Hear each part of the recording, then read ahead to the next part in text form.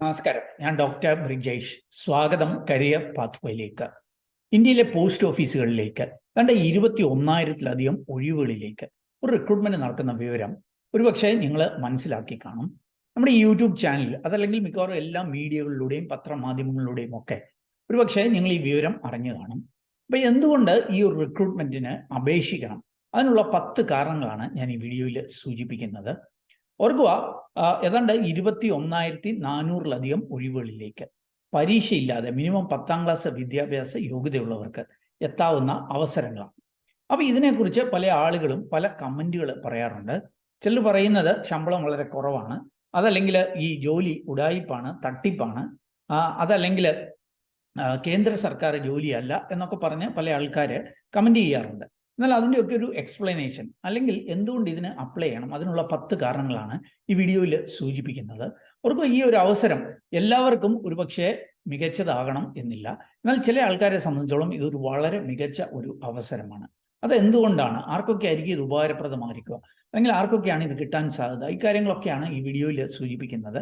ഈ 10 കാര്യങ്ങൾ മനസ്സിലാക്കുവാനായിട്ട്, 10 കാരണങ്ങൾ മനസ്സിലാക്കുവാനായിട്ട് നിങ്ങൾ ഈ വീഡിയോ പൂർണ്ണമായിട്ട് കാണുക.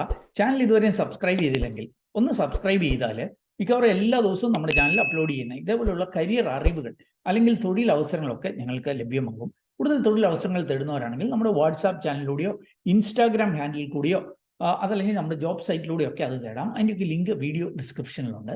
വീണ്ടും സ്വാഗതം കരിയർ പാത്വേയിലേക്ക്.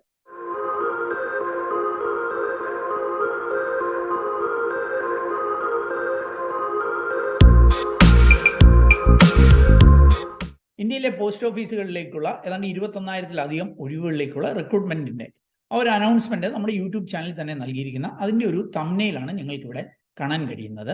ആ വീഡിയോ കാണാത്തവരെ ദയവായിട്ട് അതൊന്ന് കാണുക. അതിൻ്റെയൊക്കെ ലിങ്ക് ഐ ബട്ടണിൽ നൽകിയിട്ടുണ്ട്, അല്ലെങ്കിൽ വീഡിയോ ഡിസ്ക്രിപ്ഷനിൽ നൽകിയിട്ടുണ്ട്. ഓർക്കുക, ഏതാണ്ട് 3 തസ്തികകളിലേക്കാണ് ഈ 21,000 ഒഴിവുകളുള്ളത്. അതിനെ വിളിക്കുന്നത് പോസ്റ്റ് ഓഫീസ് GDS റിക്രൂട്ട്മെന്റ് എന്നാണ്, അതായത് ഗ്രാമീൺ ദക് സേവക് റിക്രൂട്ട്മെന്റ് 2025 എന്നുള്ളതാണ്. അതായത് 3 തസ്തികകൾ. ഒന്ന് ബ്രാഞ്ച് പോസ്റ്റ് മാസ്റ്റർ, പിന്നെ ഒന്ന് അസിസ്റ്റന്റ് ബ്രാഞ്ച് പോസ്റ്റ് മാസ്റ്റർ, മൂന്നാമതൊന്ന് ദക് സേവക് അല്ലെങ്കിൽ പോസ്റ്റ്മാൻ എന്നൊക്കെ നമുക്ക് വേണമെങ്കിൽ വിളിക്കാനായിട്ട് കഴിയും. ഈ 3 തസ്തികകളിലായിട്ടാണ് ഈ ഒരു റിക്രൂട്ട്മെന്റ് അനൗൺസ് ചെയ്തത്. അപ്പോൾ ഇതിൻ്റെ എന്തുകൊണ്ട് ഇതിന് അപ്ലൈ ചെയ്യണം, അതിനുള്ള 10 കാരണങ്ങൾ ഞാൻ ഒന്ന് വ്യക്തമാക്കാം. നിങ്ങൾക്ക് ഇവിടെ കാണാനായിട്ട് കഴിയും. ഒന്ന്, ലാർജ് നമ്പർ ഓഫ് വേക്കൻസീസ് ഉണ്ട് എന്നുള്ളതാണ്. ടോട്ടല് 21,413 ഒഴിവുകളിലേക്കാണ് ഇന്ത്യ ആകമാനം ഈ റിക്രൂട്ട്മെന്റ് നടക്കുന്നത്. കേരളത്തിൽ ഏതാണ്ട് 1,355 ഒഴിവുകളുണ്ട്. കേരളത്തിൽ എന്നുള്ളതല്ല, മലയാളം അറിയുന്നവർക്ക് വേണ്ടി 1,355 ഒഴിവുകളുണ്ട്. ഒരുപക്ഷെ മാഹിയിലും ലക്ഷദ്വീപിലും ഉള്ളവർക്കൊക്കെ കൂട്ടിയിട്ടുള്ള അവസരങ്ങളാണിത്. എന്നാൽ കേരളത്തിലുള്ളവർക്ക് തന്നെ മറ്റു ഭാഷകൾ, പ്രത്യേകിച്ച് ഹിന്ദിയിലൊക്കെ പ്രാവീണ്യമുണ്ടെങ്കിൽ ഒട്ടനവധി ഒഴിവുകളിലേക്ക് അപ്ലൈ ചെയ്യുവാനായിട്ട് കഴിയും. അതിനെക്കുറിച്ച് ഞാൻ പിന്നാലെ സൂചിപ്പിക്കുക. അപ്പോൾ ഓർക്കുക, മികച്ച ഒട്ടനവധി തൊഴിൽ അവസരങ്ങൾ ഉണ്ട് എന്നുള്ളതാണ് ഏറ്റവും വലിയ ഒരു അഡ്വാൻറ്റേജ്. രണ്ടാമത്തെ ഒരു അഡ്വാൻറ്റേജ് എന്ന് പറഞ്ഞാൽ സെൻട്രൽ ഗവൺമെന്റ് ജോലികൾ, അതും പെർമനന്റ് ആയിട്ടുള്ള ജോലികളാണ് എന്നുള്ളതാണ്. ചില ആൾക്കാർ ഇത് സെൻട്രൽ ഗവൺമെന്റ് ജോലിയല്ല, അല്ലെ താൽക്കാലിക ജോലിയാണ് എന്നൊക്കെ പറഞ്ഞ് കമന്റ് ചെയ്യാറുണ്ട്. അവർക്ക് ഇത് കേന്ദ്ര ഗവൺമെന്റിന്റെ കീഴിൽ തന്നെയുള്ള മിനിസ്ട്രി ഓഫ് കമ്മ്യൂണിക്കേഷൻ മന്ത്രാലയത്തിന്റെ കീഴിൽ ഡിപ്പാർട്ട്മെന്റ് ഓഫ് പോസ്റ്റിലേക്ക് തന്നെയുള്ള റിക്രൂട്ട്മെന്റ് ആണ്. പെർമനന്റ് ആയിട്ടുള്ള ജോലികൾ തന്നെയാണ് താനും. അപ്പോൾ അതുകൊണ്ട് അതിനകത്തൊരു സംശയമൊന്നും ആവശ്യമില്ല. മൂന്നാമതൊരു കാര്യം, വീടിനടുത്ത് ജോലി ചെയ്യാം എന്നുള്ളതാണ്. അതായത് ഇവരുടെ നോട്ടിഫിക്കേഷനിൽ തന്നെ നൽകിയിട്ടുണ്ട് ഓരോ സർക്കിളിലും ഓരോ ഡിവിഷനിലും ഉള്ള അവസരങ്ങൾ. അപ്പം നിങ്ങൾ അത് എങ്ങനെ അത് കണ്ടെത്തണം എന്ന് ഞാൻ പിന്നാലെ കാണിക്കാം. അപ്ലൈ ചെയ്യുന്ന സമയത്ത് അതൊന്ന് കാണിച്ചു നൽകാം. അപ്പോൾ അവിടെ പോയിട്ട് നിങ്ങളുടെ വീടിനടുത്തുള്ള ഏതൊക്കെ പോസ്റ്റ് ഓഫീസുകൾ ഒഴിവുണ്ട് എന്ന് പരിശോധിക്കുക. മിക്കവാറും എൻ്റെ വീടിനൊക്കെ അടുത്തുള്ള മിക്കവാറും എല്ലാ പോസ്റ്റ് ഓഫീസുകളിലും 1-2 ഒക്കെ ഒഴിവുകളുണ്ട്. അപ്പോൾ അത് പരിശോധിക്കുക.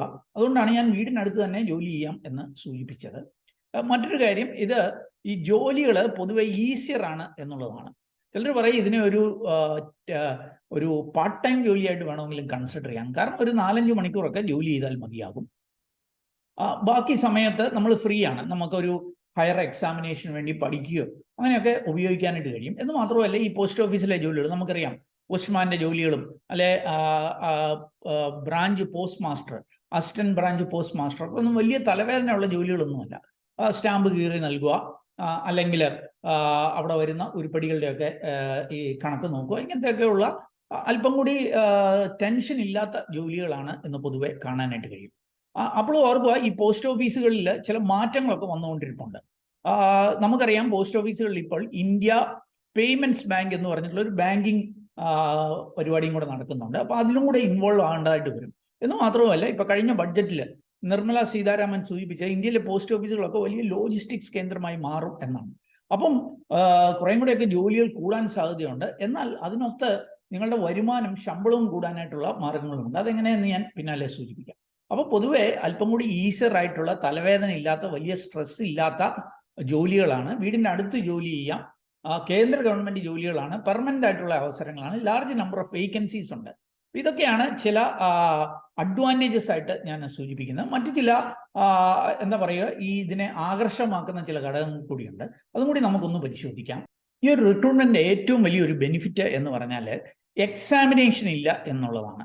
നമുക്കറിയാം, ഒരു കേന്ദ്ര സർക്കാർ ഒരു ജോലി, അല്ലെ കേരള സർക്കാരിലൊക്കെ ഒരു ജോലി വേണമെന്നുണ്ടെങ്കിൽ എത്രയോ കോമ്പറ്റീറ്റീവ് എക്സാമിനേഷൻ എത്ര നാൾ പ്രിപ്പയർ ചെയ്തിട്ടായിരിക്കും ഇങ്ങനെയുള്ള ജോലികളിലേക്ക് എത്താനായിട്ട് കഴിയുക. എന്നാൽ ഇവിടെ എക്സാമിനേഷൻ ഇല്ലാതെ, എന്തിനും ഒരു ഇന്റർവ്യൂ പോലും ഇല്ലാതെ നിങ്ങൾക്ക് ജോലിയിലേക്ക് എത്താൻ കഴിയും. അപ്പോൾ എങ്ങനെയായിരിക്കും സെലക്ഷന്? ആ സെലക്ഷൻ നടക്കുന്നത് നിങ്ങളുടെ 10ാം ക്ലാസ്സിന്റെ മാർക്കിനെ ബേസ് ചെയ്തിട്ട് ഒരു മെറിറ്റ് ലിസ്റ്റ് തയ്യാറാക്കും. അതിന്റെ ബേസിസിലായിരിക്കും സെലക്ഷൻ നടക്കുക. അപ്പോൾ അതുകൊണ്ട് തന്നെ 10ാം ക്ലാസ്സിൽ നല്ല മാർക്കുള്ളവർക്കായിരിക്കും ഈ ഒരു അവസരം ലഭ്യമാവുക. അപ്പം 10ാം ക്ലാസ്സിൽ മാർക്ക് കുറഞ്ഞവർക്ക് കിട്ടാനുള്ള സാധ്യതകൾ വളരെ കുറവായിരിക്കും. അപ്പം ഏറ്റവും പ്രധാനപ്പെട്ട ഒരു കാര്യം, 10ൽ നല്ല മാർക്കൊക്കെ ഉണ്ടെങ്കിൽ നിങ്ങൾക്ക് തീർച്ചയായിട്ടും ഇതിന് അപേക്ഷിക്കാം. ഇനി ഓർക്കുക, ഈ റിസർവേഷൻ കാറ്റഗറിയിൽ അങ്ങനെയുള്ളവർക്ക് മാർക്ക് ഒരു അല്പം കുറവാണെങ്കിൽ പോലും ഒരുപക്ഷെ കിട്ടാനായിട്ട് സാധ്യതയുണ്ട്. ഇതിനു വേണ്ടിയിട്ട് നിങ്ങൾ കഴിഞ്ഞ വർഷത്തെയൊക്കെ ലിസ്റ്റ് ഒന്ന് പരിശോധിക്കുക. കഴിഞ്ഞ വർഷം എനിക്ക് തോന്നുന്നു 6-7 ലിസ്റ്റുകളാണ് വന്നത്. അതായത് ഒരു ലിസ്റ്റ് വന്നു, രണ്ടാമത്തെ ലിസ്റ്റ് വന്നു. കഴിഞ്ഞ മാസങ്ങളിലെല്ലാം ഇതിന്റെ ലിസ്റ്റ് വരുന്നുണ്ടായിരുന്നു. ചിലർക്ക് നമ്മുടെ ഈ യൂട്യൂബ് ചാനലിൽ തന്നെ സൂചിപ്പിച്ചിട്ടുണ്ട്. അപ്പോൾ ആ ലിസ്റ്റിലൊക്കെ നോക്കിയാൽ എത്ര മാർക്കൊക്കെ ഉള്ളവർക്കാണ്, അല്ലെങ്കിൽ എത്ര A+ ഉള്ളവർക്കാണ് കിട്ടിയതെന്നൊക്കെ മനസ്സിലാക്കും. റിസർവേഷൻ കാറ്റഗറിയിൽ ഉള്ളവർക്ക് ഇച്ചിരി മാർക്ക് കുറഞ്ഞവർക്കും ഒക്കെ കിട്ടുന്നതായിട്ട് കണ്ടിട്ടുണ്ട്. അല്ലാത്തവർക്ക് നല്ല മാർക്കുള്ളവർക്കായിരിക്കും കിട്ടുക എന്നുള്ള കാര്യം ഓർക്കുക. അപ്പോൾ അങ്ങനെയുള്ളവർക്ക് മാത്രമായിരിക്കും ഈ ഒരു അവസരം എന്നുള്ള കാര്യം അറിയുക. മറ്റൊരു കാര്യം നിങ്ങൾ ശ്രദ്ധിക്കേണ്ടത്, ഇപ്പോൾ ഒരേ മാർക്കുള്ള ഒത്തിരി കുട്ടികൾ കാണും, അല്ലെ? ഇപ്പൊ എൻ്റെയും നിങ്ങളുടെയും മാർക്ക് ഒരേപോലെ വന്നു കഴിഞ്ഞാൽ ഇവർ വേറെ ചില ക്രൈറ്റീരിയ നോക്കും. ഏജ് ഒരു വലിയ ഫാക്ടറാണ്. ഇപ്പൊ നിങ്ങളെക്കാൾ പ്രായം എനിക്ക് കൂടുതലുള്ളതുകൊണ്ട് എനിക്കായിരിക്കും അവിടെ അഡ്വാൻറ്റേജ് കിട്ടുക. ഇനി അതല്ലെങ്കിൽ ഒരേ ഏജ് ആണ്, ഒരേ മാർക്കാണ് എന്നുണ്ടെങ്കിൽ പിന്നെ ജെൻഡർ നോക്കും, അല്ലെ? അപ്പോൾ അവിടെ ഈ ട്രാൻസ്ജെൻഡേഴ്സിനായിരിക്കും കൂടുതൽ പ്രയോറിറ്റി കൊടുക്കുക. അത് കഴിഞ്ഞ് ഫീമെയിൽസിനായിരിക്കും. അപ്പൊ അങ്ങനെ, അതേപോലെ റിസർവേഷൻ കാറ്റഗറിക്ക് പ്രയോറിറ്റി ഉണ്ട്. അപ്പൊ ഇങ്ങനെ ഒരേ മാർക്ക് ഉണ്ടെങ്കിൽ ചില ക്രൈറ്റീരിയകൾ വെച്ചിട്ടായിരിക്കും ഒരു മെറിറ്റ് ലിസ്റ്റ് തയ്യാറാക്കുക. ആ മെറിറ്റ് ലിസ്റ്റിന്റെ ബേസിലായിരിക്കും സെലക്ഷൻ നടക്കുക. അപ്പൊ എക്സാമിനേഷനോ ഇന്റർവ്യൂ ഒന്നും കാണില്ല എന്നുള്ള കാര്യം അറിയുക.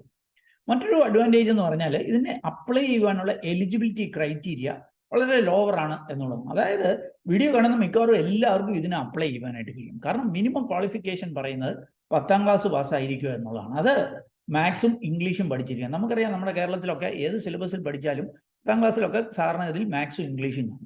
അപ്പം മിക്കവാർക്കും എല്ലാവർക്കും ഇതിന് അപ്ലൈ ചെയ്യാം. അതുപോലെ ലോക്കൽ ലാംഗ്വേജ് പഠിച്ചിരിക്കണം. 10ാം ക്ലാസ്സിലൊക്കെ നമ്മൾ മലയാളമൊക്കെ പഠിക്കുന്നുണ്ട്, അല്ലേ? ഇനി മലയാളം പഠിച്ചിട്ടില്ലെങ്കിൽ നിങ്ങൾ ഹിന്ദിയൊക്കെയാണ്, മറ്റൊരു സംസ്ഥാനത്തായിരുന്നു ഹിന്ദിയൊക്കെയാണ് പഠിച്ചതെന്നുണ്ടെങ്കിൽ നിങ്ങൾക്ക് ഒട്ടനവധി അവസരങ്ങൾ, കാരണം വിവിധ സംസ്ഥാനങ്ങളിൽ ഹിന്ദിയാണ് ബേസിക് ലാംഗ്വേജ് ആയിട്ട് വെച്ചേക്കുന്നത്. അപ്പോൾ ആ സംസ്ഥാനങ്ങളിലൊക്കെ അവസരങ്ങൾ നിങ്ങൾക്ക് അപ്ലൈ ചെയ്യുവാനായിട്ട് കഴിയും. അപ്പോൾ ഏത് ലാംഗ്വേജ് അറിയാവുന്നവർക്കും അവസരങ്ങളുണ്ട് എന്നുള്ള കാര്യം അറിയുക. ഇത് മാത്രമല്ല, പിന്നെ ഒരു ക്രൈറ്റീരിയ പറയുന്നത് കമ്പ്യൂട്ടർ അറിയണമെന്നാണ്. അപ്പോൾ മിക്കവാറും എല്ലാവർക്കും കമ്പ്യൂട്ടർ അറിയാവുന്നവരായിരിക്കും, സൈക്ലിങ്ങും അറിയാത്തവരായിരിക്കും. ഇനി അതല്ലെങ്കിൽ തന്നെ സൈക്ലിംഗ് ഒക്കെ പഠിക്കുവാനായിട്ട് ഒക്കെ സമയമുണ്ട്, നമുക്ക് ഇടയ്ക്കൊക്കെ വേണമെങ്കിൽ അത് പഠിച്ചെടുക്കാവുന്നതാണ്. അപ്പോൾ അങ്ങനെ വലിയ എലിജിബിലിറ്റി ക്രൈറ്റീരിയ. ഇനി ഏജ് ലിമിറ്റ് ആണെങ്കിൽ തന്നെ 18 വയസ്സ് മുതൽ 40 വയസ്സ് വരെയുള്ളവർക്ക് അപ്ലൈ ചെയ്യാം. ചില കാറ്റഗറിയിൽ 55 വയസ്സ് വരെയുള്ളവർക്ക് അപ്ലൈ ചെയ്യാം. കാരണം ഈ റിസർവേഷൻ ഒക്കെ ഉള്ളവർക്ക് ചില റിലാക്സേഷൻ ഉണ്ട്. ഉദാഹരണത്തിന് SC ST ആണ്, ബെഞ്ച് മാർക്ക് ഡിസബിലിറ്റി ഉണ്ട്, അംഗവൈകല്യം കൂടി ഉണ്ടെങ്കിൽ അങ്ങനെയുള്ളവർക്ക് 55 വയസ്സ് വരെ അപ്ലൈ ചെയ്യാനായിട്ട് കഴിയും. അപ്പം പല കാറ്റഗറിയിലെ റിലാക്സേഷൻ ഒക്കെ കൂട്ടിയാൽ 18 വയസ്സ് മുതൽ 55 വയസ്സ് വരെയുള്ളവർക്ക് അപ്ലൈ ചെയ്യാം. അൺറിസർവ്ഡ് കാറ്റഗറിയിൽ 18 വയസ്സ് മുതൽ 40 വയസ്സ് വരെയുള്ളവർക്കായിരിക്കും അപ്ലൈ ചെയ്യാനായിട്ട് കഴിയുക. പിന്നെ മറ്റൊരു ഇതിൻ്റെ പേ പാക്കേജ് ആണ്. ചിലർ പറയും ഇതിന് വളരെ പേ പാക്കേജ് കുറവാണ് എന്ന് പറയും. ഇവിടെ നൽകിയിരിക്കുന്ന പേ പാക്കേജ് നിങ്ങൾക്ക് കാണാനായിട്ട് സാധിക്കും. ഇതിനെ വിളിക്കുന്നത് ടൈം റിലേറ്റഡ് കണ്ടിന്യൂറ്റി അലവൻസ് എന്ന TRCA. അതായത് സമയബന്ധിതമായിട്ടുള്ള ഒരു അലവൻസ് ആണ്. നിങ്ങൾ പോസ്റ്റ് ഓഫീസിലൊക്കെ ആകുമ്പോൾ നമുക്കറിയാം ഒത്തിരി മണിക്കൂറൊന്നും ജോലി ചെയ്യേണ്ടതായിട്ട് വരത്തില്ല.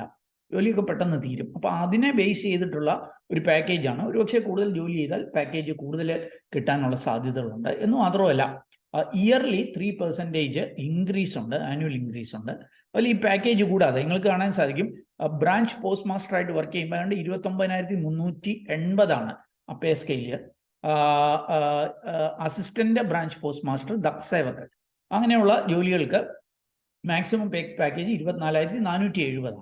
ഇതുകൂടാതെ ഡിയർനെസ് അലവൻസ് ഉണ്ട്, അതുപോലെ സോഷ്യൽ സെക്യൂരിറ്റി ബെനിഫിറ്റ്സ് ചിലത് ലഭ്യമാകും എന്നൊക്കെ സൂചിപ്പിക്കുന്നുണ്ട്. അപ്പം ഈ അഡീഷണൽ എല്ലാം കൂടെ കൂട്ടി വരുമ്പോൾ ഒരുപക്ഷെ ചിലപ്പോൾ ഇൻസെൻറ്റീവും ഒക്കെ ലഭ്യമാകും. അപ്പോൾ ഇതെല്ലാം കൂടെ കൂട്ടി വരുമ്പോൾ ഇച്ചിരിയും കൂടെ ഒരു ഡീസൻറ്റ് പാക്കേജാണ് എന്ന് നമുക്ക് മനസ്സിലാക്കാനായിട്ട് കഴിയും. അതല്ലെങ്കിൽ തന്നെ ചെയ്യുന്ന സമയത്തിനെ ബേസ് ചെയ്താണെങ്കിൽ പോലും ഇത് വലിയ കുഴപ്പമില്ലാത്തൊരു പേ പാക്കേജാണ് എന്ന് മനസ്സിലാക്കാനായിട്ട് കഴിയും. അപ്പം ഞാൻ 3 റീസൺ കൂടിയാണ് സൂചിപ്പിച്ചത്.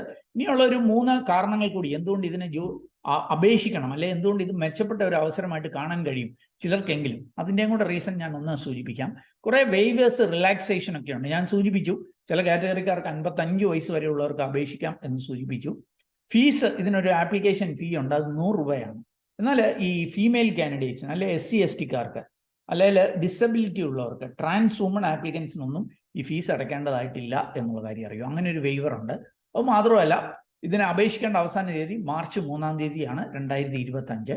അതിനുശേഷം നിങ്ങൾ അപേക്ഷിച്ചപ്പോൾ എന്തെങ്കിലുമൊക്കെ മിസ്റ്റേക്ക് ഉണ്ടെങ്കിൽ അത് തിരുത്തുവാനായിട്ട് മാർച്ച് 6 മുതൽ 8 വരെ സമയം, 3 ദിവസം കൂടി ഉണ്ട് എന്നറിയുക. എനിക്ക് തോന്നുന്നത് നിങ്ങളുടെ ഇമെയിൽ ID മൊബൈൽ നമ്പർ ഒഴിച്ച് ബാക്കി കാര്യങ്ങളൊക്കെ തിരുത്തുവാനായിട്ടുള്ള ഒരു അവസരം കൂടിയുണ്ട് എന്നുള്ളത് മനസ്സിലാക്കുക. അപ്പോൾ അങ്ങനെ ചില വേവേഴ്സ്, റിലാക്സേഷൻ ഒക്കെ ഉണ്ട്. ഇത് മാത്രമല്ല നിങ്ങൾക്ക് മൾട്ടിപ്പിൾ ആയിട്ടുള്ള പോസ്റ്റുകളിലേക്ക് അപ്ലൈ ചെയ്യാനായിട്ട് കഴിയും. പ്രത്യേകിച്ച് ഒരു ഡിവിഷനുള്ളിൽ തന്നെ പല വേക്കൻസിക്കൊക്കെ അപ്ലൈ ചെയ്യുവാനായിട്ടുള്ള അവസരങ്ങളുണ്ട്. ഏറ്റവും പ്രധാനപ്പെട്ട ഒരു കാര്യം, വളരെ സിംഗിളായിട്ട് അപ്ലൈ ചെയ്യാം എന്നുള്ളതാണ്. ഓൺലൈനാണ്. നമുക്കറിയാം പോസ്റ്റ് കാർഡൊക്കെ വാങ്ങിച്ച്, അല്ലെ പോസ്റ്റ് കവറൊക്കെ വാങ്ങിച്ച് സ്റ്റാമ്പ് ഒട്ടിച്ച് പോസ്റ്റിലൊന്നും അയക്കേണ്ട കാര്യമൊന്നുമില്ല. ഓൺലൈനിലൂടെ അപേക്ഷിക്കുവാനായിട്ട് കഴിയും. സിമ്പിളായിട്ട് അത് ചെയ്യുവാനായിട്ട് കഴിയും. ഒത്തിരി സമയമുണ്ട്, മാർച്ച് 3-ാം തീയതി വരെ ഉണ്ട്. എന്നോർത്ത് അതുവരെ വെയിറ്റ് ചെയ്യേണ്ടത് ഒരുപക്ഷെ സെർവറൊക്കെ ബിസി ആയി പോയെന്ന് വരാം.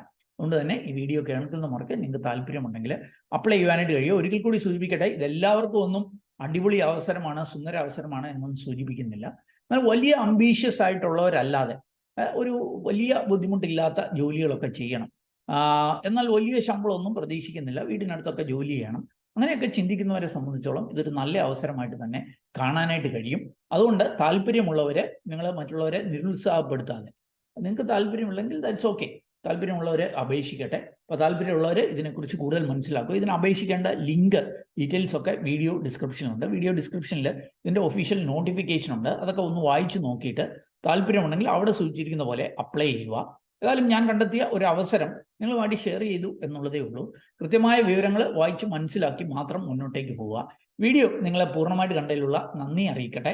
വീഡിയോ ഇഷ്ടപ്പെട്ടാൽ ഒന്ന് ലൈക്ക് ചെയ്യുക. നിങ്ങളുടെ കൂട്ടുകാർക്ക് ഉപകാരപ്രദമാണെങ്കിൽ അവർക്ക് ഷെയർ ചെയ്ത് നൽകാൻ മറക്കല്ല്. ചാനൽ ഇതുവരെയും സബ്സ്ക്രൈബ് ചെയ്തെങ്കിൽ ഒന്ന് സബ്സ്ക്രൈബ് ചെയ്യുക. ഏറ്റവും ശുഭകരമായ ഒരു ഭാവി കരിയർ നേർന്നുകൊണ്ട് നിർത്തട്ടെ. നന്ദി, നമസ്കാരം.